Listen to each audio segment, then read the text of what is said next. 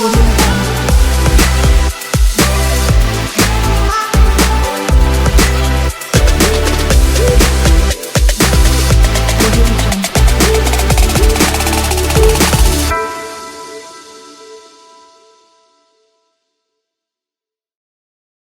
everyone, welcome back with a new lecture with ISO17025 2017 edition, and still we are in reporting of results. In the previous lecture I explained some common requirements for reporting of results, how to prepare your report. But in this lecture I'll explain specific requirements for test reports, for calibration certificates, and for sampling report. Specific requirements for test reports: 7831. In addition to 782 common requirements for reporting of results, test reports shall include, where necessary for interpretation of results, first point, information on specific test conditions, environmental conditions inside the lab unit during analysis, if that will affect the validity of results. So, any environmental conditions inside the lab unit during analysis that may affect the validity of results shall be recorded. But if it's not possible to be recorded in the final report, because there can be many environmental conditions such as temperature, moisture, and others also, so it shall be recorded daily in specific forms and shall be within the acceptance limit according to the guidelines, and shall be available for the customer when he requested that. And a statement of conformity with the specification. So this sample is pass or failed, and according to which specification, which guideline. So we will mention also the specification limit for this analyte, and that will be explained also in 786, reporting statement of conformity. And measurement uncertainty, which is very important and shall be added to the final result in the same unit as that of the measurement. So if your analyte will be measured in microgram per kilogram as example, so also measurement uncertainty shall be quantified or shall be added to the final result in microgram per kilogram. As example, if your measurement uncertainty in percentage, as example 20%, and the results that you got is 90 microgram per kilogram for that analyte in the test sample. So it will be added, 20% will be added to the final result, but it shall be in the same unit as that of the measurement. So you will take 20% from 90 will be, it will be 90 microgram per kilogram plus minus 18 microgram per kilogram. It shall be in the same unit as that of the measurement. And why did I say you shall add measurement uncertainty to the final results? Because they mentioned here 3 points. Measurement uncertainty shall be added when it's relevant to the validity of test results.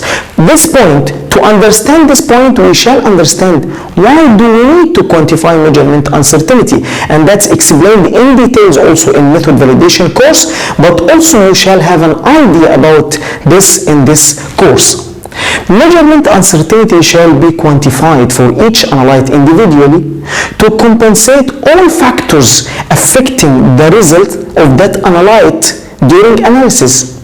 During your analysis, you have repeatability, you have different analysts, you have different equipments, and different factors that may affect the validity of results.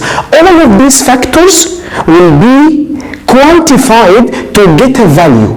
This value is measurement uncertainty and will be added to the final result to get the real concentration. If you got 10 ppb for the analyte in the test sample, you shall add plus minus measurement uncertainty to get the real concentration for that analyte. You added all factors that may affect the validity of results, that may affect that result you got to the final result. So measurement uncertainty, it's very important and shall be quantified and shall be added to the final result because it will affect the validity of test result. And also when customer instruction, if the customer requests to add the measurement uncertainty to the final results, also it shall be added. The third point and the most important point, measurement uncertainty shall be added to the final result when it affects the conformity to a specification limit. As example for that, if the specification limit for the analyte you analyze in the test sample was 80 microgram per kilogram, and the result you got for the analyte in the test sample was 90 microgram per kilogram, so it's higher than the specification limit, so it will be rejected. But if you add measurement uncertainty, which is as example 20%, so it will be 18 microgram per kilogram, so you can say that decision makers can say 90 minus 18, so it will be accepted in this case, and that depends on the decision makers. If they found that analyte is not risky, doesn't have high risk to the human, and also according to the need of the country, if they want to secure too much food from this type of sample to the consumers, in this case they can accept because they have this option to accept. So it's very important, if the measurement uncertainty will affect the conformity to a specification limit, and that will help decision makers to take the decision, it will be very important to add measurement uncertainty. So you have 3 points explained in ISO IEC 17025 2017 edition indicate that measurement uncertainty shall be added to the final result. Also opinions and interpretations, and that will be explained in 787. As an analyst, you are not responsible for taking decision, but your opinion is very important for decision makers and also for the customer.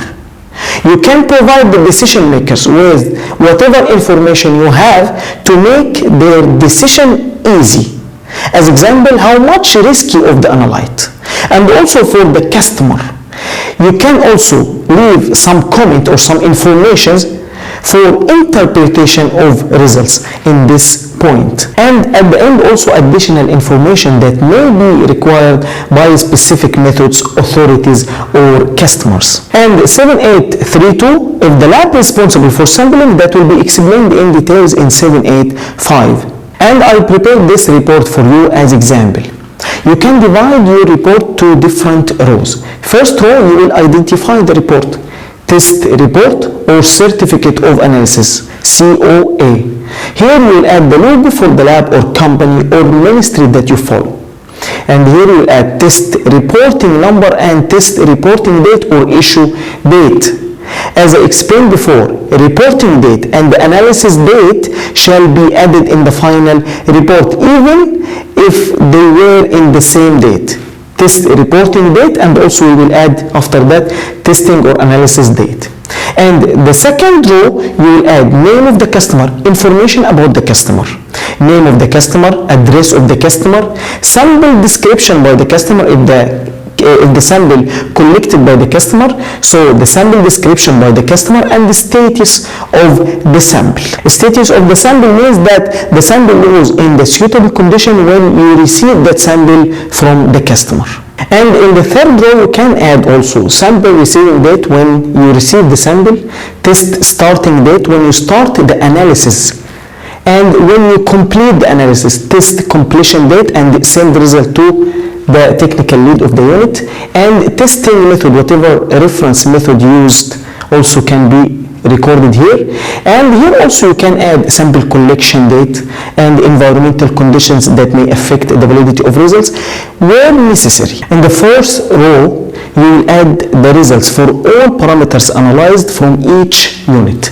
Test results, serial number 1, 2, 3, parameter, whatever parameter you analyzed from all units in the lab, unit name, and the result was like this. And you can add here also measurement uncertainty result, plus minus measurement uncertainty, and the method used, it can be added here, and specification limit for each analyte from this, the acceptance range for this analyte according to the guidelines followed. So here you can add also measurement uncertainty and the statement of conformity if that analyte pass or failed according to which guideline or which specification limit. That also can be added.